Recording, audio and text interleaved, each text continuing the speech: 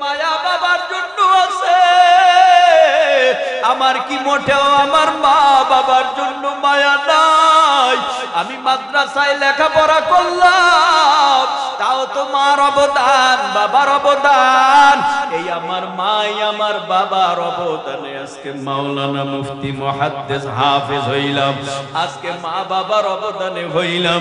তোরা মায়ার কারণে দুঃখে কান্না করস, আমারও কান্না আসে, কিন্তু আমি মাদ্রাসায় লেখাপড়া কইরা জানলাম মারলাসের কিনারায় বইসা যদি তোরা হাউ মাউ করে কাঁদো, তাহলে আমার মা অনেক কষ্ট পাবে, আমার বাবা কষ্ট পাবে। না, তোরা কাঁদবি না, দূরে যাইয়া কাঁদ। নিজেও কান্না করে চোখের পানি ভালাইয়া কাঁদে আর বলে, ও আল্লাহ, যেই মা বাবা এত কষ্ট করে আমারে আলিম বানাইছে, এই বাবা মাকে তুমি কবরে আযাব দিবা না। বাবার লাশটা আলিম সন্তান নিজে মশারি টানাইয়া নাকে কানে তুলা দিয়া কেমনে গোসল করাইতে হয় মাদ্রাসার ছেলেটা ভালো কইরা জানে। তো নিজের হাতে বাবার লাশ গোসল করায়। ও ভাই, গোসল করাইয়া এবার পাতলা তিনখানা কাফনের কাপড় পরাইয়া জানাজা দিয়া কবরের দিকে নিয়ে যায়। কবরে রাইখা সবাই চলিয়া গেছে, কিন্তু যেই আলেম সন্তান সবাই চলে গেছে, অন্ধকার হয়ে গেছে, রাত গভীর। কবরের কিনারায় বৈশা বৈশা গুন গুন গুন গুন আওয়াজ দিয়া কান্না করে আর রব্বির রহমহুমা কামা রব্বায়ানি সগীরা, রব্বির রহমহুমা কামা রব্বায়ানি সগীরা। চোখের পানি ফেলায়া কান্না করে। কেন ভাই? এই আলেম সন্তানের বাবা হও, এই আলেম সন্তানের মা হইয়া যাও। ও পর্দার অন্তরালার মা বোনেরা, আজকে নাকের মধ্যে ফুল, কানের মধ্যে দুল, গলার মধ্যে চেইনার সার। ও মাগো, এমন একটা সময় আসবে সন্তান চামিচ দিয়া মুখের মধ্যে পানি দিবে, দুই গাল ভেবে চোখের বা মুখের পানিগুলি গড়াইয়া পড়বে। হঠাৎ করে আওয়াজ দিবে, দেখ তাকাইয়া মা নাই, বাবা নাই। আওয়াজ দিয়া বলবে, বাঁশ কাঠ বড়ই পাতা দিয়া গরম পানি কর। তার মানে মা বোন এই দুনিয়ার মধ্যে যেই ঘরের মধ্যে নতুন বউ হইয়া ঢুকছেন, ওই ঘর দিয়ে একদিন মরা লাশ করে বের করে দিবে। সন্তান কাঁদবে, বাবা নাই, সন্তান কাঁদবে, মা নাই। এই দুনিয়া ছেড়ে আজ না হয় কাল চলে যেতেই হবে। দেখো না, মায়ার নবী রাহমাতুল লিল আলামিন মুমূর্ষু অবস্থায় পড়ে গেছে। এই জমিনের মধ্যে মায়ার নবী উম্মতের জন্য কত মায়া, মায়ার নবীর উম্মতের জন্য কত দয়ার মহাব্বত। যখন মায়ার নবী মুমূর্ষু অবস্থায় আম্মা জান আয়েশা সিদ্দিকা রাদিয়াল্লাহু তাআলা আনহা মায়ার নবীর মুখের ভেতরে চামিচ দিয়া পানি দেয়। মায়ের আমার, জমিনের মধ্যে নবী নাই, রাসূল নাই, পয়গম্বর নাই, কতদিন? 570 থেকে 600 বছর। সব মানুষগুলি অশব্দ হয়ে গেল। শয়তান ধোঁকা দিয়া মানুষের ব্রেন ওয়াশ করে ফেললো। বলে, এই আগুনের পূজা কার, অগ্নি পূজা কার? লাত মানে একটা মানুষ, সে কাদা মাটি দিয়া মূর্তি বানাইয়া নাম রাখছে লাত, নাম রাখছে উজ্জা, নাম রাখছে মানাত, দেবতার নাম রাখছে। কি আজীব ব্যাপার! কেন নাম রাখছে? কয়, লাতের কাছে চা, উজ্জার কাছে চা, মানাতের কাছে চা। মানাত দেওয়ার মালিক সাপের সামনে দুধ কলা দিয়া নাম মনসা রাইখা তার কাছে চায় এবং তার পূজা করে, ইবাদত করে। মানুষগুলি অসভ্য হইতে হইতে মানুষগুলি খানায় কাবা বাইতুল্লাহ আল্লাহর ঘরের ভেতরে 360টা মূর্তি ঢুকাইয়া দিছে। উলঙ্গ অবস্থায় খানায় কাবা বাইতুল্লাহকে তারা গৌরবের কাজ মনে করত। একটা মানুষকেও তদানীন্তন সময় একে অপরকে বিশ্বাস করে না, আমানতদারিতা নাই, মানুষের ওয়াদার বরখেলাপ, মারামারি, কাটাকাটি, হানাহানি, রক্তপাত। আমার আল্লাহ সিদ্ধান্ত নিল সব অসভ্য মানুষগুলো সভ্য বানাবার জন্য এখন দুনিয়ায় একজন নবী পাঠাবার দরকার। কে হবে তার বাবা, কে হবে তার মা, কি হবে তার বংশ, কোথায় তার জন্ম, আমার আল্লাহ ঠিক করে রাখলো। বাবা আব্দুল্লাহ রৌরাশি, মা আমিনার গর্ভে মক্কা নগরীতে আমার আল্লাহ কুরাইশ বংশে একজন নবী পাঠাইলেন, যেই নবী মুহাম্মদুর রাসূলুল্লাহ সাল্লাল্লাহু আলাইহি ওয়াসাল্লাম। নবী দুনিয়ার জমিনে আসলেন, আয়েশা দেখেন মানুষগুলি অন্ধকারে নিমজ্জিত, মানুষগুলি অসভ্য, মানুষগুলি এমন অসভ্য হয়ে গেছে নিজের আপন বোনের সাথেও নিজের আপন ভাই জিনা করে। ওই যুগটাকে বলা হয় কোরআনের ভাষায় জাহিলিয়াতের যুগ। এই জাহিলিয়াতের যুগে মানুষ এত অসভ্য হলো, খারাপ হলো। আল্লাহ পাক রব্বুল আলামিনের নবী আস্তে আস্তে বড় হয়, সকলের চলাফেরা একরকম, আমার নবীর চলাফেরা আর একরকম। আমার নবী গোপনে যাইয়া নীরবে নীরবে নীরবে নীরবে আফসোস করে আর বলে, এই লাতের কাছে চায়, লাতের পূজা করে, মানুষগুলোর মাথায় জ্ঞান বুদ্ধি নাই, এ মানুষগুলি আসলে অসভ্য হয়ে গেছে। কেন দূরে যাইয়া নবী নীরবে চিন্তা করে, কারণ নবী এখনো নবুয়াত পায় নাই। নবুয়াত পাইবে, এরপরে না বলবে লাতের ক্ষমতা নাই, উজ্জার ক্ষমতা নাই, মানাতের ক্ষমতা নাই। আমার নবী কাউকে কিছু বলে না। নবুয়াত পাইল নবী, নবুয়াত পাওয়ার পর আল্লাহর তরফ থেকে আমার আল্লাহ নবীকে জানায় দিল না, পয়গম্বর এতদিন আপনি ঘরের মধ্যে বসা ছিলেন, ওদের কর্মকাণ্ড দেখেছেন, এখন আর ঘরে বসে থাকা যাবে না। ও পয়গম্বর, এখন আপনার উপরে আমি আল্লাহর তরফ থেকে দায়িত্ব চলে আসছে। কি দায়িত্ব? আল্লাহ পাক রব্বুল আলামিন বলে, ইয়াতলু আলাইহিম আয়াতি। ও পয়গম্বর, এখন আপনার এক নাম্বার দায়িত্ব হলো কোরআনের তেলাওয়াত কইরা, তরজমা কইরা জান্নাতের রাস্তা জাহান্নামের রাস্তাগুলি দেখায়া দেন। নবী আমার সবার কাছে যাইয়া, কওমের কাছে যাইয়া বলে, জান্নাতের রাস্তা এটা, জাহান্নামের রাস্তা এটা। কোরআন দিয়া নবী বয়ান করেন। বেঈমানেরা কয়, মুহাম্মদ তুমি মক্কা নগরীতে আগমন করেছো আমাদের বাপ দাদার ধর্মের উপরে চুনকালি লাগাতে, আমাদের বাপ দাদার ধর্ম ধ্বংস করতে। আল্লাহর নবী বলে, না, আপনারা ভুল পথে আছেন। আপনাদের কষ্ট হয়, উঠা বসা করা যাবে না, উঠবেন না প্লিজ। সারা রাত ওয়াজ হবে, অল্প সময়ের জন্য, আপনারা উঠা বসা করলে বিপদ, উঠবেন না ইনশাআল্লাহ। বলে আরো জোরে বলে। ভাইরা আমার, পয়গম্বর আরবি সাল্লাল্লাহু আলাইহি ওয়াসাল্লাম বলে, আমার কথা আমি শুনাই না, আল্লাহর কথা শুনাই, সরল সঠিক পথ আমি দেখাই।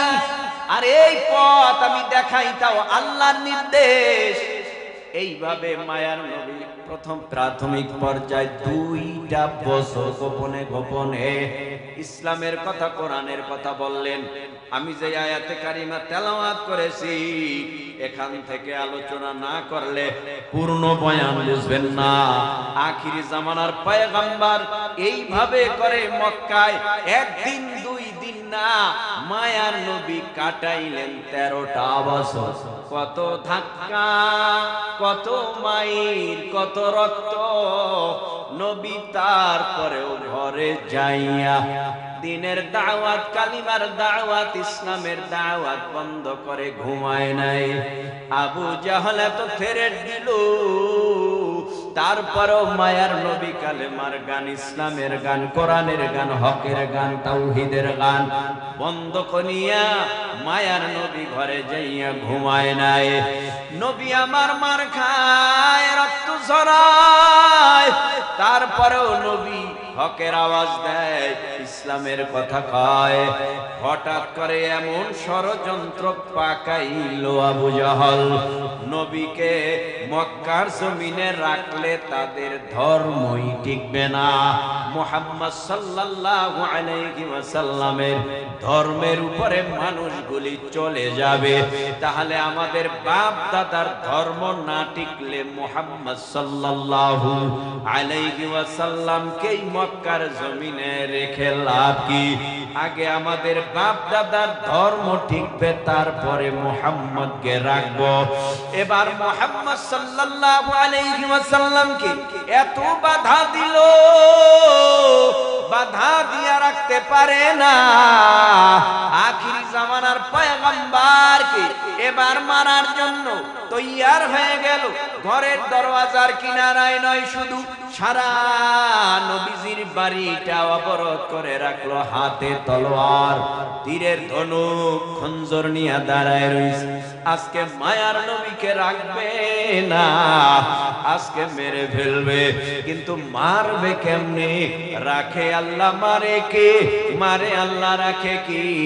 আল্লাহ যদি কাউকে বাঁচাইয়া দেয়, তামাম পৃথিবীর কামান, বিমান, অত্যাধুনিক অস্ত্র দিয়াও তারে মারতে পারি না।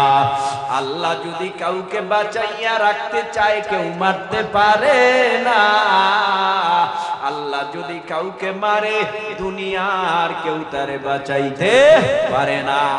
আখিরি জামানার পয়গম্বর এইভাবে নবী জানেও না, তার বাড়ির দরওয়াজার কিনারায় চতুর্দিক অবরোধ করা, কিন্তু আল্লাহ জানেনি। হ্যাঁ, আল্লাহ জানেনি। ওয়া মাকারু ওয়া মাকারাল্লাহ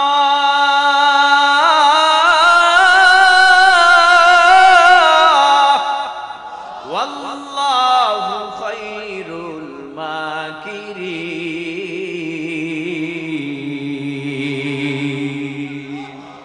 আল্লাহর কৌশলের সামনে সব কৌশল দুর্বল, আল্লাহর কৌশলই উত্তম। আল্লাহ পাক রব্বুল আলামিন জিবরাইলকে পাঠাইলেন, জিবরাইল আসলেন। জিবরাইল আলাইহিস সালাম আয়েশা নবীরে বলে, আর দেরি করা যাবে না, এখনই মক্কা ছেড়ে মদিনায় ভাগতে হবে। আখিরি জামানার পয়গম্বর প্রস্তুত ছিলেন না, কিন্তু আল্লাহর অর্ডারে এখনই যাওয়া লাগবে। হযরতে আলী রাদিয়াল্লাহু তাআলা আনহুকে মায়ার নবী ডেকে বলে, ও আলী রে, আপনি পারবেন আমার বিছানায় ঘুম পড়ে আমার চাদরটা মুড়ি দিয়া থাকতে? হযরতে আলী রাদিয়াল্লাহু তাআলা আনহু বলে, ও মায়ার নবী, আপনারে যে কি মহব্বত করি, মায়া করি, ভালোবাসি, এটা আমি হযরতে আলী জানি। আমাকে বেঈমানেরা মারবে নিশ্চিত, আমাকে মেরে ফেলবে আপনারে না পাইয়া, অথবা আপনি এখানে ঘুমন্ত চাদর মুড়ি দিয়া ঘুমিয়ে আছেন, এটা মনে করবে মুহাম্মদ সাল্লাল্লাহু আলাইহি ওয়াসাল্লাম। এটা মনে কইরা বেঈমানেরা আমাকে হত্যা করে ফেলবে, মারবে। কিন্তু নবী, আমাকে মারুক, আফসোস নাই। আপনার গায়ে যদি একটা কাঁটার আসর পড়ে, ফুলের টোকা পড়ে, নবী, আমি সহ্য করতে পারবো না। আপনি এখন মক্কা ছেড়ে সোজা মদিনায় চলে যান, আমি আছি, আমার টেনশন আপনার করা লাগবে না। আল্লাহ আপনাকে নিরাপদে মক্কা ছেড়ে মদিনায় পৌঁছায় দে। নবী আমার হাতের ভিতরে কিছু ধুলা বালু লইয়া সূরা ইয়াসিনের প্রথম থেকে কয়েকটা আয়াতে কারিমা তেলাওয়াত করিয়া ধুলা বালুর মধ্যে দম করলেন, আস্তে করে ধুলা বালু গুলি ছেড়ে দিলেন, সকল বেঈমানদের চোখে পৌঁছাইয়া দিয়া কিছুক্ষণের জন্য আমার আল্লাহ অন্ধ বানাই দিলেন, যেন নবীরে তারা দেখতে না পায়। আস্তে করে বের হয়ে গেল ধাক্কা দিয়া, বেঈমানেরা টের পায় না, আস্তে আস্তে সামনে আগায়। নবী যেদিন মক্কা ছেড়ে মদিনায় যায়, ওই দিন মায়ার নবী 3 দিনের অনাহারি, সামনে কদম বাড়াইতে পারে না, বারবার খানায় কাবা বাইতুল্লাহর দিকে তাকায় আর চোখের পানি ফালায় আর কান্না করে, এ আমার কওমের লোকেরা, তোরা আমারে চিনলি না, আমি কি অন্যায় করলাম, অপরাধ করলাম, আমার পেটে বড় ক্ষুধা, আমার বাবার দেশ, আমার মায়ের দেশ, আমার জন্মভূমিতে তোরা আমারে থাকতে দাও না। নবী চোখের পানি ফালাইয়া সামনে আগাইতেছে আর বারবার নিজের ভিটা বাড়ির দিকে ফিরিয়া ফিরিয়া তাকায়, চোখের পানি ফালায়, কদম বাড়াইতে পারে না। যাইতে যাইতে হযরতে আবু বকর সিদ্দিক রাদিয়াল্লাহু তাআলা আনহুর বাড়ির দরওয়াজার কিনারায় নবী গিয়া দাঁড়াইলেন। দরওয়াজা টোকা মারছে, অটোমেটিক দরওয়াজাটা খুলে গেল। আবু বকর লাব্বাইক ইয়া রাসূলুল্লাহ বলে হাজির হয়ে গেল। মায়ার নবী বলেন, আবু বকর, এত তাড়াতাড়ি কেমনে তুমি বের হলা রে আবু বকর? আবু বকর বলে, পয়গম্বর, আপনাকে বাহিরে রাইখা আমি ঘুমাবো, এটা কেমনে হয়? মক্কার সব বেঈমানেরা আপনার দুশমন, আপনাকে মারবে, বেঈমানেরা আপনাকে জমিন থেকে বিদায় করে দিবে, আর আমি আবু বকর আরামে ঘুমাবো, এটা হতে পারে না। বহুদিন আগে বলেছেন নবী, মক্কা ছেড়ে মদিনায় হিজরত করা লাগবে। ও পয়গম্বর, ওই দিন থেকে আমি আবু বকর বিছানায় পিঠ লাগাই নাই। ঐতিহাসিকবিদরা লেখে 6 মাস পর্যন্ত রাত্রবেলা আবু বকর বিছানায় পিঠ লাগায় নাই। পিঠটারে হেলান দিয়া ওই আবু বকর দরওয়াজার সাথে দাঁড়াইয়া কানটা সজাগ করিয়া জবানে মাওলার জিকির করে আর অপেক্ষা করে কখন নবী আসবে, আর নবীর সাথে আমি সাথী হইয়া মক্কা ছেড়ে মদিনায় হিজরত করব। ও নবী, আমি ঘুমাই না। অনেক লম্বা ঘটনা। মক্কা ছেড়ে মায়ার নবী মদিনার পথ ধরেছে। হঠাৎ জাবালে সুর নামক পাহাড়, অনেক বড় উঁচু পাহাড়, পেটে নবীর ক্ষুধা, কদম বাড়াইতে পারে না, মায়ার নবী হাঁটতে কষ্ট হয়। অনেক বড় উঁচু পাহাড়, এই পাহাড়ে মায়ার নবী আস্তে আস্তে উঠে। বেঈমানরাও নজর রাখে। আব্দুল্লাহর ছেলে মুহাম্মদ সাল্লাল্লাহু আলাইহি ওয়াসাল্লাম কোন দিকে যায়, নজর রাখতে রাখতে জাবালে সুর নামক গুহাটাও তাদের নজরে পড়ে গেছে।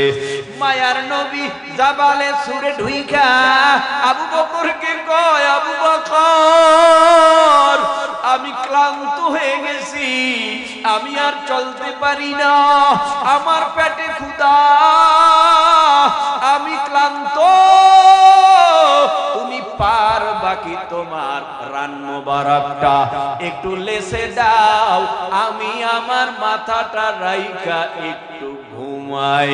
কতদিন হয়ে গেছে ঘুমাই না নবী। আজকে জাবালে সুরে যাইয়া মায়ার নবী আবু বকরের রান মোবারক ঘুমাইতেছে। এইদিকে আবু বকর পাগড়ি রুমাল সিরিয়া কাপড় দিয়া সব গর্তগুলি আটকায়া দিছে। হযরতে আবু বকর মায়ার নবীরে এতদিন যেইভাবে দেখেছে তৃপ্তি হয় না, আজকে সামনাসামনি মায়ার নবীকে দেখতেছে, চোখের সামনে চেহারাটা তৃপ্তি ভরিয়া আজকে মায়ার নবীর দেখে, কিন্তু ডিস্টার্ব ডিস্টার্ব ডিস্টার্ব গর্ত থেকে একটা সাপ বারবার বারবার মাথা দিয়ে আঘাত করতেছে আর বুঝাইতেছে, আবু বকর পাওটা সরাইয়া নে, নবী আসছে আমার একটু দেখতে দে। মায়ার নবীরে আমি যদি না দেখতে পারি আমার সহ্য হবে না, তাড়াতাড়ি করিয়া পাওটা উঠাইয়া নাও। কিন্তু নবী যে আরাম কইরা ঘুমাইছে, কিন্তু নবীর ঘুমে তো ডিস্টার্ব দেওয়া যাবে না। আমি আবু বকর মরিয়া গেলেও মায়ার নবীর ঘুমে ডিস্টার্ব দেওয়া যাবে না। পায়ের গোড়ালি দিয়া নবী গর্ত ঠেসে দূরেছে, সাপ বারবার বারবার মাথা দিয়া আঘাত করে, পা সরায় না। এবার আর দেরি করে নাই, পায়ের উপরে সবল মেরে দিল। আস্তে করে আবু বকরের দেহের রং নীল হয়ে গেল, আবু বকরকে বিষে ধরে ফেলেছে। রহমাতুল লিল আলামিন মায়ার নবী, দয়ার নবী, দোজাহানের সরদারের এই চেহারার মধ্যে আবু বকরের এক ফোঁটা গরম পানি পড়ে গেল। হঠাৎ করে চক্ষু খুলে দেখে আবু বকর কাঁদে। নবী বলেন, আবু বকর কি কাঁদেন কেন, কি হইছে, আপনার কি কষ্ট লাগে? মক্কা ছেড়ে মদিনায় যান বলে, কয় না নবী, বড় এক মুসিবত, মনে হয় আমার পায়ের ভিতরে সাপ দংশন করেছে, বিষের জ্বালা সহ্য করতে পারি নাই, চোখের পানি যে পড়েছে আমার অজান্তে, আপনার চেহারায় মাফ করবেন, আপনার ঘুমে বড় ডিস্টার্ব হয়ে গেল। আবু বকর বলেন, ও পয়গম্বর ক্ষমা করবে। আল্লাহর নবীর থুথু মোবারক ক্ষত স্থানে দেয়ার সাথে সাথে বিষ পানি হয়ে গেল। আস্তে করে রহমাতুল লিল আলামিনকে আবু বকর ডেকে বলে, ও পয়গম্বর, আমরা যেখানে যেই গুহায় পালানো বেঈমানদের পায়ের আওয়াজ পাওয়া যায়, ওরা আমাদেরকে ধরে ফেলবে, ওরা আমাকে মেরে ফেলবে। নবী আমার ডেকে বলে, লা তাহজান ইন্নাল্লাহা মা'না। আল্লাহ কয়, নবী ভয় নাই, চিন্তা নাই, আমাদের সাথে কেউ নাই, আমার আল্লাহ আছে, আমার আল্লাহই আমাদেরকে সাহায্য করবে, কোনো টেনশন করতে হবে না। রহমাতুল লিল আলামিন ডাক দিয়া বলে, চিন্তা নাই, আল্লাহ পাক কেমন কুদরতওয়ালা আল্লাহ।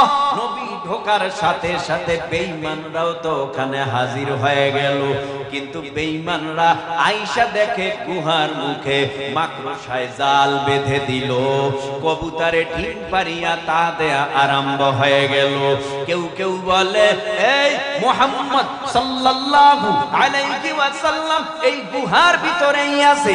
আবার অন্য বেঈমানেরা কয়, না না না, তোরা বোকা, এই গুহার ভেতরে যদি লোক থাকে, এই কিছুক্ষণ আগে ঢুকেছে, যদি ঢুকেই থাকতো কেমন করে মাকড়সায় জাল বাঁধত এবং কবুতরে ডিম পাইরা তা দিত।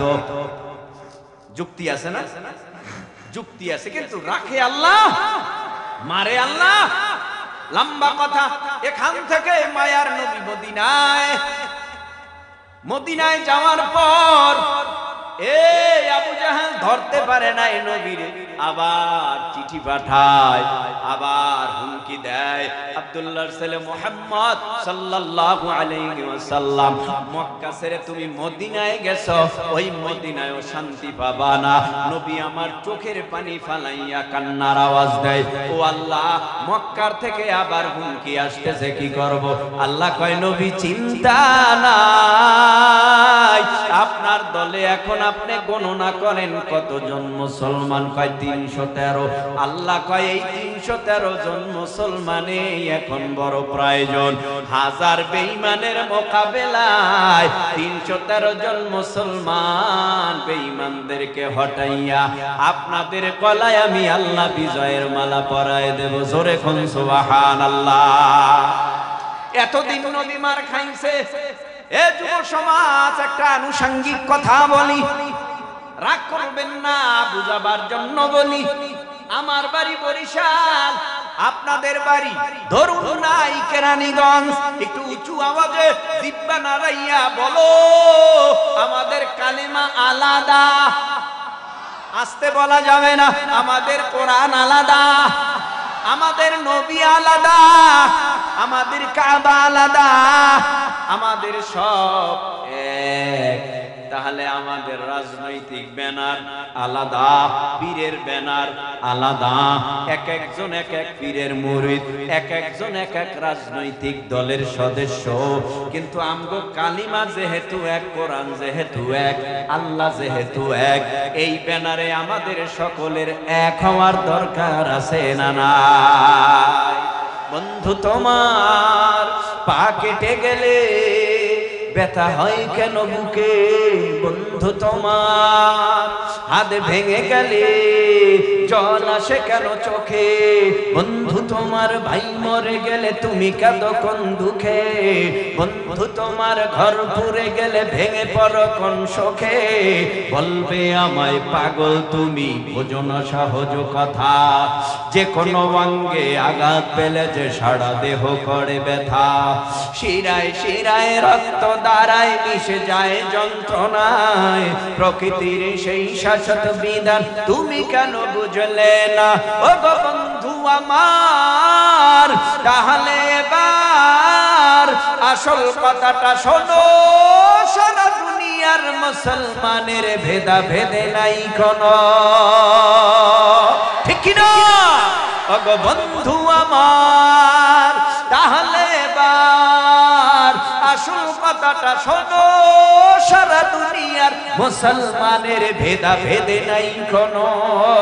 উত্তর হতে দক্ষিণ মেরু সকল মুসলমান, সাদা কালো আর ধনী গরিব সবে এক দেহ প্রাণ। মুসলমান আমি তো মুসলমান, তুমি তো মুসলমান, সবাই তো মুসলমান। তুমি সাদা হও কিবা কালো হও, দেখো রক্ত তোমার লাল। সুখী হও কিবা দুঃখী হও, রেখো ঈমান নির্ভেজাল। কাছে রাও কিবা দূরে রাও, তবু কাবাই তোমার ঘর। স্লোগানে তোমার কেঁপে উঠে আজ পৃথিবীটা থর থর। মৃত্যু তোমায় জানাই সালাম, দূরে থাকে শয়তান। মুসলমান আমি তো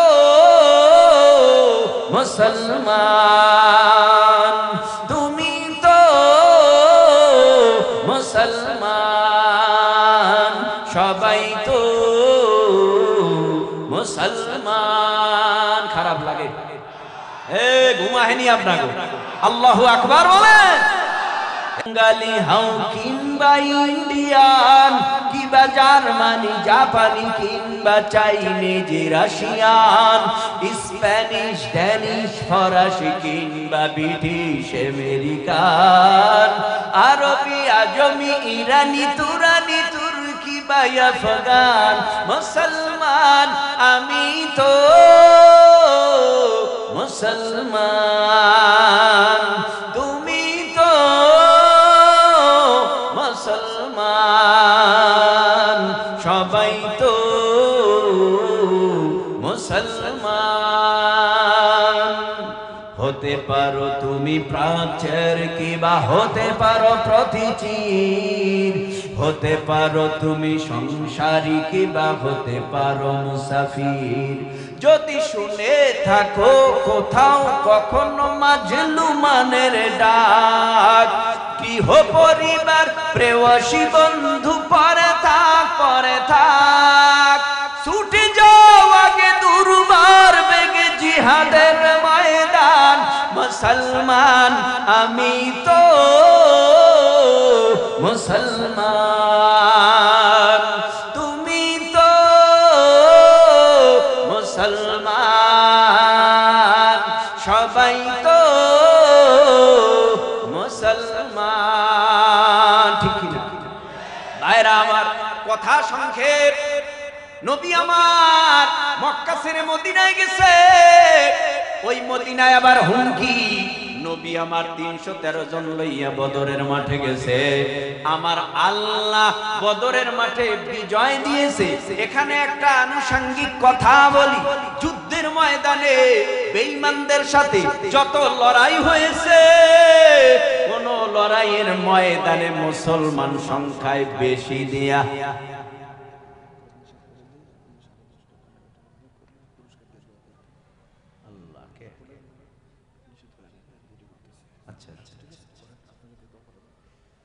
কষ্ট হয় না। শব্দটা যেভাবে বলে, এতক্ষণ ছিলাম এক মুডে, এখন আবার অন্য মুডে। এতক্ষণ যেই মুডে ছিলাম, এখন ওয়াজ হইব অন্য মুডে। শুনতে রাজি? যদি সারা রাত হয়, মাথা ঝুলেন কেন? মহব্বতে উঁচু আওয়াজে বলেন, সারা রাত হইলে থাকবেন? কারা কারা থাকতে তৈয়ার হাত উঁচু করে দেখান। নারে তাকবীর, নারে তাকবীর। নাস্তিকতা নিপাত যাক, দিন ইসলাম জিন্দাবাদ, কোটি প্রাণের একই আওয়াজ। খোদাদ্রোহী সার পাবে না, এই বাংলায় ঠাই হবে না, মুসলমানরা জেগেছে আজ। জোর কদমে সামনে চলো, বজ্র কণ্ঠে আওয়াজ তুলো, সবাই মিলে একই তালে দাও না স্লোগান, নারায়ে তাকবীর। আপনার ডানে বামে দেখেন না, আল্লাহু আকবার শব্দটা উচ্চারণ করতে পারে না। আল্লাহু আকবারের সাথে এরা দুশ্মনী করে। কি দুশ্মনী করে? কি দরকার? মুহাব্বতে দিল থেকে উঁচু আওয়াজে বলেন, সবাই একই আওয়াজে আল্লাহু আকবার। মাশাআল্লাহ, ঠিক আছে। আমরা দুই এক কথা বলি আপনাদের আওয়াজ বের করার জন্য। আমাদের সাথে আপনারা রাগ করেন? রাগ করেন না। যাই হোক, নবী আমার বদরের মাঠে গেছে, চোখের পানি ফালাইয়া আল্লাহ তাআলাতে দোয়া করে আর বলে, ও আল্লাহ, হাতে অস্ত্র নাই, আল্লাহ গো আমাদের হাতে, ও আল্লাহ অস্ত্র নাই, শক্তি নাই, আমরা বড় দুর্বল। আল্লাহ বলে, নবী আপনার টেনশন নাই, আমি আল্লাহ আসমানে রহমতের ফিরিস্তা নামক সেনাবাহিনী ফিরিস্তা রেখে দিলাম। ও পয়গম্বর, আমি আল্লাহ নিজে বিজয়ের মালা রেখে দিলাম। মুসলমানের গৌরবময় প্রথম যুদ্ধে আমি আল্লাহ আপনাদের গলায় বিজয়ের মালা পরায় দেব। জোরে কোন সুবহানাল্লাহ। এই তো পয়গম্বর ওই বদরের ময়দানে যুদ্ধ করে 14 জন মুসলমান শাহাদাত বরণ করলেন। ওই ময়দানে মায়ার নবী চোখের পানি ফালাইয়া কান্না করে আর বলে, আল্লাহ তাকাইয়া দেখো কত রক্ত ঝরাইয়া এদেরকে দ্বীনের দাওয়াত দিয়া কত মেহনতের মাধ্যমে দ্বীনের রাস্তায় আনলাম। ও আল্লাহ গো, এরা শহীদ হয়ে গেল, তুমি সবাইকে জান্নাতের মেহমান বানায় দাও। আমার আল্লাহর পক্ষ থেকে নবীরে বলে, নবী আমি আল্লাহ ঘোষণা করলাম, বদরে যারা শাহাদাত বরণ করলেন সবাই জান্নাতের মেহমান। এরপরে মায়ার নবী আবার মদিনায়। ও ভাই, একজনও মুসলমান ছিল না, বাড়তে বাড়তে 313। সেখান থেকে 14 জন বদরের মাঠে শাহাদাত বরণ করলেন। আর অল্প দিনের ব্যবধানে মুসলমানের সংখ্যা বেড়ে দাঁড়ালো 10,000। আল্লাহ বলে নবী এখন আর এই মক্কায় থাকা লাগবে না, আপনার জন্মভূমির জন্য আপনার অনেক মায়া লাগে, আপনার অনেক মহাব্বতের দেশ মক্কার দেশ আমিও জানি, তবে আর দেরি করবেন না নবী, এই মুহূর্তে আপনি মক্কা ছাইরা সোজা মদিনার পথ ধরেন, বেঈমানরা এখন আপনাদের কাছে আত্মসমর্পণ করবে। নবী আমার আল্লাহর অর্ডারে মদিনা ছাইরা মক্কার দিকে আগমন, কাতারে কাতার বদ্ধ হইয়া সামনে আগাইতেছে, জিকিরে ফিকিরে সামনে আগায়, সারা মক্কায় খবর হয়ে গেছে যাকে তারাইয়া দিলাম মক্কা ছেড়ে মদিনায়, ওই মদিনার থেকে 10,000 মুসলমান মক্কা দখল করার জন্য আসতেছে, তোমরা কি করবা? কয় না না না, আসতে দেওয়া যাবে না, আমরা সবাই বাধা দিব যেন মক্কায় ঢুকতে না পারে। কিন্তু না, হঠাৎ করে আর এক দল কয় জানো না জানো না, যেই কাফেলা বাধা দিতে চাও এই কাফেলার মধ্যে হযরতে উমর, হযরতে আলী, হযরতে আবু বকর, হযরতে বেলাল, হযরতে উসমান প্রমুখ 10,000 সাহাবীরা নবীর জন্য জীবন দিবে, তারপরও এক চুল পরিমাণ পিছপা হবে না, কি করবা চিন্তা ভাবনা করো। কয় না না, ওই কাফেলায় যদি এমন মানুষ থাকে তাহলে বাধা দেওয়া যাবে না। নবী আমার মক্কায় সশরীরে ঢুইকা একটা ভাষণ দিতেছে, হে মক্কার মানুষেরা, আমারে তোমরা মারতে কম মারো নাই, আমার শরীরে মশা পড়া হারাম, আমার শরীরের ভিতরে মাছি পড়া হারাম, এই শরীরের মধ্যে তোমরা আঘাত করেছো অনেকবার, কিন্তু আমি আমার বাবার জন্মভূমি, আমার নিজের জন্মভূমি মার দেশ বাবার দেশে থাকতে পারি নাই, এখান থেকে তোমরা আমার তাড়াইয়া দিছো, তোমরা তো আমার পর না, তোমরা কেউ আমার বাবার আত্মীয়, তোমরা কেউ আমার দাদার আত্মীয়, তোমরা কেউ আমার চাচার আত্মীয়, তোমরা কেউ আমার বিবি সাহেবার আত্মীয়, তোমরা কেউ বা আমার নিজের আত্মীয়, তোমরা আমারে মারতে কম মারো নাই, আমি ইচ্ছা করলে এখন প্রতিশোধ নিতেও পারি, কিন্তু না না না, আমি এখন প্রতিশোধ নিব না, আমি সবাইকে সাধারণ ক্ষমা করে দিলাম। ক্ষমার আওয়াজ পাইয়া কাতারে কাতার বদ্ধ হইয়া নবীর হাতে হাত লাগাইয়া বেঈমান কালেমা পড়ে মুসলমান হইতেছে। এই মক্কা বিজয়ের পর অল্প দিনের ব্যবধানে মুসলমানের সংখ্যা এখন 10,000 না, মুসলমানের সংখ্যা বেড়ে দাঁড়ালো 1.25 লক্ষ। 1.25 লক্ষ মুসলমানের সংখ্যা যখন বাড়লো, আমার নবী আরাফার ময়দানে বিদায় হজের ভাষণ আমার নবী দিতেছে। নবী কি বলে? আল্লাহ যেই দায়িত্ব দিয়া আমারে দুনিয়ায় পাঠাইছে, ও সাহাবায়ে কেরাম বলো, এই দায়িত্ব কি আমার দ্বারা পরিপূর্ণ হয়েছে? সাহাবায়ে কেরাম রিদওয়ানুল্লাহি তাআলা আলাইহিম আজমাইনরা বলে, ও পয়গম্বর, আপনি দায়িত্ব পালন করতে কৃপণতা করেন নাই, ঠিকভাবে আমাদেরকে দায়িত্ব পৌঁছায় দিছে।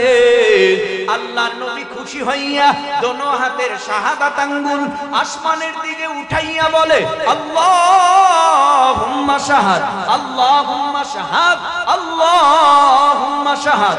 আল্লাহ আপনি সাক্ষী থাকে। লক্ষাধিক সাহাবায়ে কেরাম বলতেছে, আমি নাকি দিন পরিপূর্ণভাবে বুঝাইয়া দিছি। আমার আল্লাহ নবীরে সান্ত্বনার বাণী শুনাইবার জন্য জিবরাইল আলাইহিস সালামের কাছে কোরআনের আয়াত নাযিল কইরা মায়ার নবীরে জানায় দেয়, আল ইয়াউমা আকমালতু লাকুম দীনাকুম ওয়া আতমামতু আলাইকুম নি'মাতি ওয়া রাদিতু লাকুমুল ইসলাম দীনা।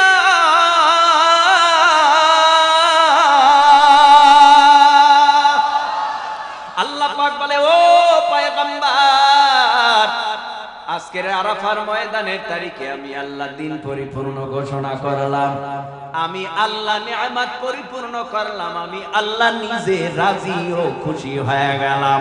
মায়ার নবীর দ্বারা দিন আল্লাহ পরিপূর্ণ করলেন। এ যুবক ভাই, এ তরুণ, এ কিশোর, লম্বা কথা হবে না, অল্প সময়ের মধ্যেই মোনাজাত হয়ে যাবে। আমরা ইসলামের লোক, আমরা কালিমার লোক, আমরা প্রিয় নবীর মহাব্বতের উম্মত। এ যুবক ভাই, জীবনটা কোন রাস্তায় ব্যয় করতেছ? জীবনটা তো সর্বনাশের দিকে যাচ্ছে। কারণ এই দুনিয়ায় তুমিও থাকবা না চিরকাল, আমিও থাকবো না চিরকাল। এই দুনিয়ার থেকে তোমারও বিদায় হবে, আমারও বিদায় হবে।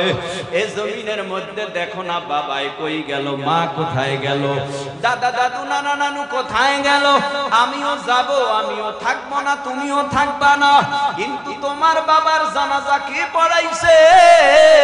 আওয়াজ দিবে আমার এলাকার ইমাম সাহেব, তোমার জানাজা কে পড়াইছে?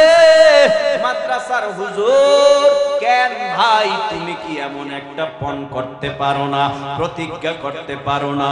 না না না, আর কত অন্য আলেম দিয়া জানাজা পড়াবো।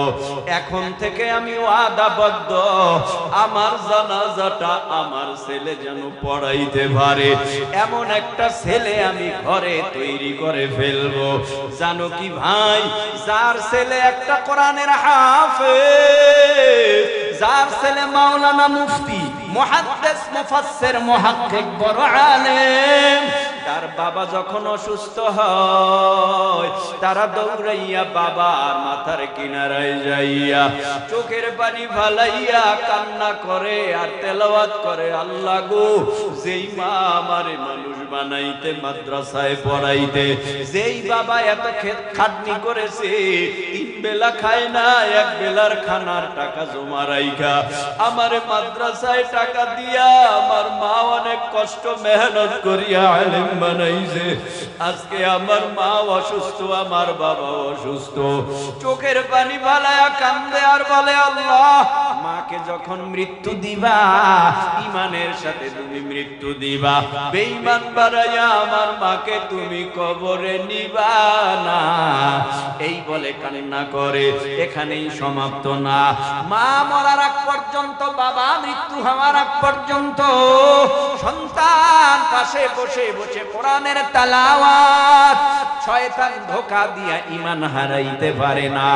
হঠাৎ করে যখন সন্তান দেখে বাবা নাই, মা মরিয়া গেছে, চিল্লায়া চিল্লায়া অনেকে কান্নার আওয়াজ দেয়। মুফতি সাহেব, হাফিজ সাহেব, মাওলানা সাহেব ডেকে বলে, তোদের মায়া আমার জন্য আছে, আমার কি মোটেও নাই?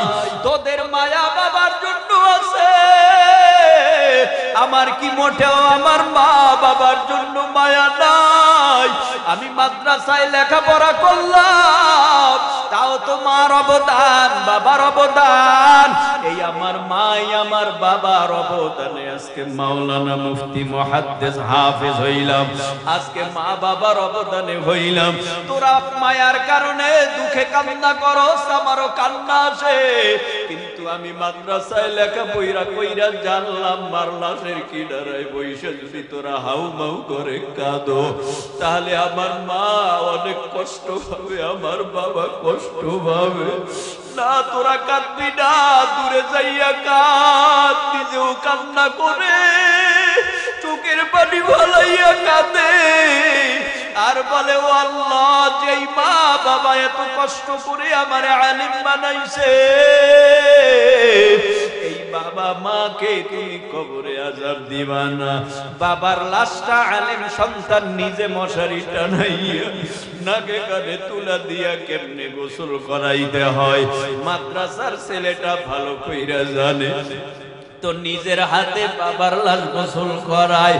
ও ভাই, গোসল করাইয়া এবার পাতলা তিনখানা কাফনের কাপড় পরাইয়া জানাজা দিয়া কবরের দিকে নিয়ে যায়। কবরে রাইখা সবাই চলিয়া গেছে, কিন্তু যেই আলেম সন্তান, সবাই চলে গেছে, অন্ধকার হয়ে গেছে, রাত গভীর, কবরের কিনারায় বইসা বইসা গুন গুন গুন গুন আওয়াজ দিয়া কান্না করে আর রব্বির রহমহুমা কামা রব্বায়ানি সগীরা রব্বির রহমহুমা কামা রাব্বায়ানি সগীরা। চোখের পানি ফেলায়া কান্না করে, কেন ভাই? এই আলেম সন্তানের বাবা হও, এই আলেম সন্তানের মা হইয়া যাও। ও পর্দার অন্তরালার মা বোনেরা, আজকে নাকের মধ্যে ফুল, কানের মধ্যে দুল, গলার মধ্যে চেইনার সার। ও মা গো, এমন একটা সময় আসবে সন্তান চামিচ দিয়া মুখের মধ্যে পানি দিবে, দুই গাল ভেবে চোখের বা মুখের পানিগুলি গড়াইয়া পড়বে। হঠাৎ করে আওয়াজ দিবে, দেখ তাকাইয়া মা নাই, বাবা নাই। আওয়াজ দিয়া বলবে, বাঁশ কাঠ বড়ই পাতা দিয়া গরম পানি কর। তার মানে মা বোন, এই দুনিয়ার মধ্যে যেই ঘরের মধ্যে নতুন বউ হইয়া ঢুকছেন, ওই ঘর দিয়ে একদিন মরা লাশ করে বের করে দিবে। সন্তান কাঁদবে, বাবা নাই। সন্তান কাঁদবে, মা নাই। এই দুনিয়া ছেড়ে আজ না হয় কাল চলে যেতেই হবে। দেখো না, মায়ার নবী রহমাতুল লিল আলামিন মুমূর্ষু অবস্থায় পড়ে গেছে। এই জমিনের মধ্যে মায়ার নবী উম্মতের জন্য কত মায়া, মায়ার নবীর উম্মতের জন্য কত দয়ার মহাব্বত। যখন মায়ার নবী মুমূর্ষু অবস্থায় আম্মা জান আয়েশা সিদ্দিকা রাদিয়াল্লাহু তাআলা আনহা মায়ার নবীর মুখের ভেতরে চামিচ দিয়া পানি দেয়, পাত্র থেকে পানি উঠাইয়া পানি দেয়। কিন্তু রাহমাতুল লিল আলামিন কি জানো ভাবতেছে, অপেক্ষা করতেছে। হঠাৎ করে ওখানে হযরত ফাতেমা রাদিয়াল্লাহু তাআলা আনহা, নবীর কলিজার টুকরা মেয়ে, হঠাৎ বাহির থেকে আওয়াজ আসতেছে, নবীর কাছে তোমরা কারা? আমার একটু আলাপ আছে, গোপনে নবীর সাথে দেখা করব।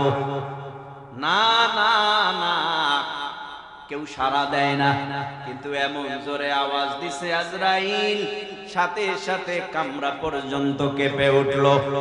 রহমাতুল লিল আলামিনকে ফাতিমা বলে, ও আব্বাজান, ইতিপূর্বে এমন আওয়াজ আমার বাড়িতে আমি পাই নাই, বাবার বাড়িতে পাই নাই, জীবনে এমন আওয়াজ শুনি নাই। যে আওয়াজ আজকে শুনলাম, কে আসছে? আমার বাবা যে অসুস্থ, ওরা কি বুঝে না? আমার বাবা অসুস্থ, ওরা কি বুঝে না? কেন আমার বাবার এখানে ওদের আসতে হবে? কেন আমার বাবার এখানে আইসা বাবারে ডিস্টার্ব করা লাগবে? ওরা কি বুঝে না? ওরা কি জানে না? তারপরেও কেন এত দরজা ধাক্কাতে হবে? কেন এত বিকট আওয়াজ দিতে হবে? না না না না, আর কেউ না, ফাতেমা আয় আয় আয়। ও তো আর কেউ না, ও মা যিনি অপেক্ষা করে আমার অনুমতি চায়। আমি প্রবেশ করতে বললে ভিতরে প্রবেশ করবে, আমার অনুমতির অপেক্ষায় দাঁড়ায় রইছে মা, সে আর কেউ না। মালাকুল মউত আজরাইল কিছুক্ষণের মধ্যে তুই বাবা হারা এতিম হয়ে যাবি। হযরতে ফাতেমা নবীরে কেমন কলিজা দিয়া ভালোবাসতো। ঘরে খানা নাই, 3 দিন আগুন জ্বলে না। আল্লাহর নবীর কাছে আয়েশা বাবার চেহারার দিকে তাকাইতো, 3 দিনের ক্ষুধা নিবারণ হয়ে যাইত। হযরতে হাসান হুসাইন রাদিয়াল্লাহু তাআলা আনহু এরা যখন ক্ষুধা লাগতো বলতো আমরা নানার কাছে যাব। নানার চেহারা দেখলে আমাদের পেটে ক্ষুধা থাকে না, মা তুমি খানা দাও না। একটু বুঝাইলেও বুঝে না বাচ্চা মানুষ, কিন্তু নানার চেহারার দিকে তাকাইলে ক্ষুধা নিবারণ হয়ে যায়। এইভাবে করে কান্না করে, কয় না বাবা, আজরাইল আসবে আমার বাবার জান কবজ করার জন্য, আর আমি এতিম হয়ে যাব, এটা হতে দিব না। ও আব্বা, আপনারে দেখে মনটা ভালো হয়ে যাইতো, এখন আমি এতিম হব না। আল্লাহর নবী কান্না করে বলে, ফাতেমা তোর কানটা আমার ঠোঁটের গোড়ায় লাগা। কানটা যখন ঠোঁটের গোড়ায় লাগায়, নবী জানো কি বলেছে? হঠাৎ করে করে কান্নার আওয়াজ বন্ধ হয়ে গেছে। হযরতে আম্মা জান আয়েশা সিদ্দিকা রাদিয়াল্লাহু তাআলা আনহা বলে, ও ফাতিমা মাগো, তোমার আব্বা জান তোমারে কি বললো? এতক্ষণ তুমি কান্না করলা, হঠাৎ করে তুমি কান্না থামায় দিলা কেন? ভাই, আমার আব্বা জান আমারে বলছে আব্বা জানের মৃত্যুর 6 মাস পর আমার নাকি আব্বা জানের সাথে জান্নাতে দেখা হয়ে যাবে। তো আমি তো আব্বা জানের দেখা পাইতেই আছি 6 মাস পর। আমি শান্ত হয়ে গেলাম। নবী আমার আজরাইলকে আসার অনুমতি দিল। আজরাইল আসতেছে, নবীর সাথে কথা চলতেছে। আল্লাহর নবী বলে, আজরাইল অপেক্ষা কর, আমি আমার উম্মতের টেনশনে ব্যস্ত।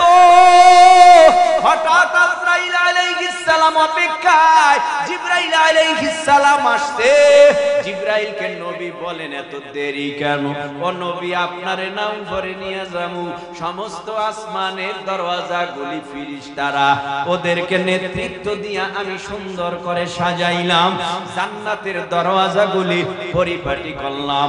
আপনার রূহ মোবারক উপরে উঠে যাবে, এই জন্য নবী আপনার মহব্বতে ওদেরকে নিয়ে একটু সময় দিলাম। একটু দেরি হয়ে গেল। মায়ার নবী চোখের পানি ফালাইয়া কান্না করে, কি হবে আমার উম্মতের? কি হবে আমার উম্মতের? কি হবে আমার উম্মতের? আমি মরণের পর আমার উম্মত এতিম হয়ে যাবে।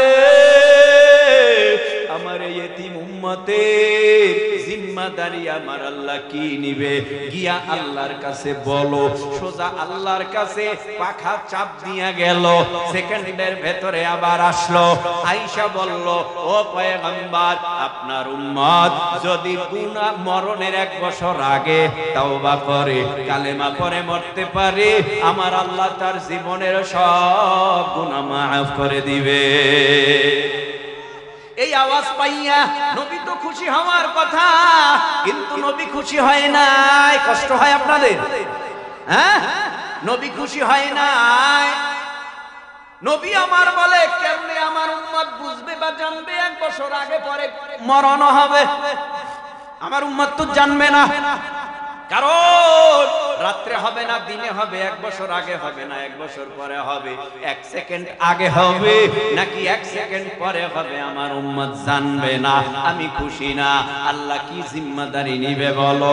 আল্লাহ পাকের কাছে যাইয়া আবার চলে আইসা নবীরে বললেন, ও পয়গম্বর, আল্লাহ ওয়াদা করেছে আপনার উম্মতের জন্য আপনার যত না মায়া, আমার আল্লাহর বান্দা হিসাবে আল্লাহর বান্দার প্রতি আল্লাহর মায়া কম না। আপনার উম্মত মরণের আগে যদি তাওবা করিয়া কালেমা জবানে জারি নিয়া মরতে পারে, তার জীবনের যত গুনাহ সব গুনাহ মাফ কইরা আমার আল্লাহ তার নাম জাহান্নামের খাতার থেকে কাইটা জান্নাতের বাসিন্দা বানায় দেবে। এই কথা শোনার পর মায়ার নবী আজরাইলকে বলেন, আমার উম্মতের জিম্মাদারি আল্লাহ নিছে, যাও তোমার কাজ তুমি করো। আজরাইল আলাইহিস সালাম বুকের উপরে হাত রাখছে জান কবজ করার জন্য। একটা কথা মনে রাখবেন, খেয়াল রাখবেন, কেমন নবীর জান কবজ করে? যারে না বানাইলে আল্লাহ কিছু বানাইতো না। চন্দ্র সূর্য গ্রহ নক্ষত্র আদম হাওয়া গন্ধম জান্নাত জাহান্নাম আল্লাহ কিছু বানাইতো না।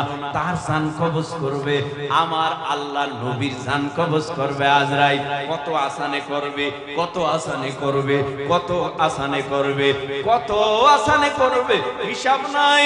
বুকে হাত রাখছে, নবী কয় হাত উঠাও, হাত উঠাও, হাত উঠাও। আমার কাছে কষ্ট হয়, আমার কাছে কষ্ট লাগে। ওই আজরাইল, আমার উম্মতের জান কি তুমি এরকম কষ্ট দিয়া কবজ করো? কয় নবী কই, আমি তো কষ্ট দেই না। নবী আমার ডেকে বলে, তুমি যখন আমার জান কবজ শুরু করছো, মনে হইতেছে 7 তবক আসমান আমার বুকের উপরে চাপায়া দিছো, এত কষ্ট হয়। তবে আজরাইল দুঃখ নাই, দুঃখ নাই। যদি আরো কষ্ট থাকে আমারে দাও, আমার উম্মতের মরণে যেন এত কষ্ট দেওয়া না হয়। বিদায় হল, সাহাবা একরাম বিদায় হল। এ জমিনের মধ্যে আলেম উলামা এখনো আছে না নাই? ইন্নামা ইয়াখশাল্লাহা মিন ইবাদিহি উলামা, আল উলামা ওয়ারাসাতুল আমবিয়া, আনা খাতামুন নাবিয়্যিন লা নাবিয়্যা বাদ। নবীর দরওয়াজা বন্ধ না খোলা? বন্ধ। নবী আর আসবে না কিয়ামত পর্যন্ত। নবী বলেছিলেন শুধুমাত্র লাউ কানা বাদি নাবিয়্যুন লাকানা উমর ইবনুল খাত্তাব, যদি আল্লাহ আমার পরে কাউকে নবী হিসাবে পাঠাইতেন তো খাত্তাবের বেটা হযরতে উমরকে আল্লাহ নবী করতেন।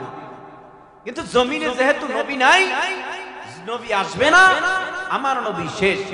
কিন্তু এই নবীর দায়িত্ব পালন যারা করবে তারাই হলেন নবীর ওয়ারিস, আল উলামা ওয়ারাসাতুল আমবিয়া। এদের সোহবতে থাকলে ক্ষতি না লাভ। এই যে এতক্ষণ আপনারা বইসা রইছেন, আমি ছোট মানুষ, এতক্ষণ আপনারা বইসা রইছেন, আমার চেহারা দেখছে, চেহারা দেখতে কোরআন ও হাদিস মতে যদি আমার বয়ান না হতো, আপনারা কেউ থাকতেন, তাহলে বুঝা গেল এখানে বসছেন আলেম উলামাদের সোহবতে আসছেন কিছু শেখার জন্য, না কিছু শেখার জন্য। যেই মাদ্রাসার উদ্যোগে মাহফিল, এই মাদ্রাসা যতদিন থাকবে ততদিন মাওলানা, মুফতি, মুহাদ্দিস, মুফাসসির, মুহাক্কিক থাকবে। আপনাদের এলাকায় জানাজার ইমাম পাবেন, মসজিদের খতিব পাবেন। আর মাদ্রাসা যেদিন থাকবে না, মাদ্রাসা যেদিন বন্ধ হয়ে যাবে, ওই দিন সারা দুনিয়ায় কোনো আলেম পাবেন না, ইমাম পাবেন না। আর যখনই পাবেন না, তখনই আল্লাহ আসমান রাখবে না, জমিন রাখবে না। কারণ জমিনের মধ্যে আহলে হক বুজুর্গ উলামায়ে কেরামরাই তো সত্যিকার অর্থে নবীর মিশন রেখে যাওয়া মিশনগুলি জারি রেখেছে। নবীর মিশন কি? দাওয়াতি মিশন। নবীর মিশন তালিমি মিশন। নবীর মিশন আত্মশুদ্ধির মিশন, যেটা পীর মুরিদেরা আহলে হক হক্কানি পীর মাশায়েখেরা করে থাকে। আর একটা কি? জিহাদ। জিহাদ একটা দাওয়াত, আর একটা তালিম, আর একটা আত্মশুদ্ধি, আর একটা জিহাদ। বলো না মুসলমানেরা, এই বাংলার জমিনে এই চারোটা কাজ উলামায়ের মাধ্যমে হয় নাকি হয় না? হ্যাঁ, এই জন্যই তো টার্গেট উলামায়ে কেরাম। এজন্যই তো টার্গেট ছিল আবু জাহেলের মুহাম্মদ সাল্লাল্লাহু আলাইহি ওয়াসাল্লাম জমিনের মধ্যে দাফন করে দিতে হবে মুহাম্মদকে। পারে নয়, 1450 বছরের মধ্যে পারে নয়। এখনো কত বেঈমান আসতেছে আর যাইতেছে, পারে না আলেম উলামাদেরকে জমিনের মধ্যে নিস্তব্ধ করে দেওয়ার স্বপ্ন দেখতেছে। কসম আল্লাহর, এই জমিনের মধ্যে বেঈমানদের স্বপ্ন পূরণ হয়নি, এখনো হবে না, ভবিষ্যতেও হবে না। কারণ এই জমিনের মধ্যে একজন আলেমের জবান বন্ধ করলে কোটি আলেমের জবান খুলে যাবে। বেঈমানেরা চেষ্টা কম করে না, পারে না, পারে না। এদের চেষ্টা ব্যর্থ, কোনদিন পারবেও না। কারণ এদের ভেতরে না কামানের ভয় আছে, না বিমানের ভয় আছে, না অস্ত্রের ভয় আছে। ওই যে ইন্ডিয়া বইয়া কি যে এখন মিডিয়া, 100-র মধ্যে 99টা মিথ্যা কথা। একটা চ্যানেল আছে রিপাবলিক বাংলা, আমি নাম শুনছি, ওই দিন ঢুকলাম, দেখলাম যে কি হালাত। এমন ভাবে তারা বাংলাদেশ নিয়ে উপস্থাপনা করে, মনে হয় জানি বাংলাদেশটা ওরা আধা মিনিটে গ্রাস করে ফেলবে।